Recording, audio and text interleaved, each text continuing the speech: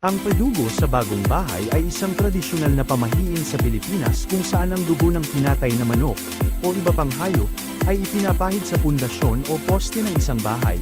Ginagawa ito bilang pag-aalay o paggalang sa mga espiritu upang humingi ng swerte, kaligtasan, at upang maiwasan ang kasawian o aksidente sa panahon ng pagtatayo o kapag katatapos lang ng bahay.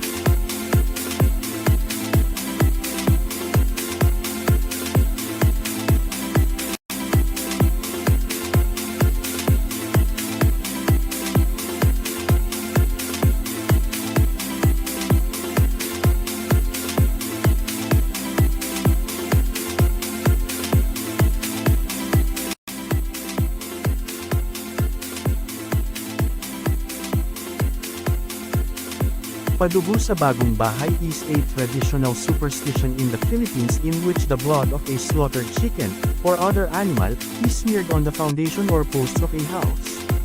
This is done as an offering or respect to the spirits to ask for good luck, safety, and to prevent misfortune or accidents during the construction or when the house is just finished.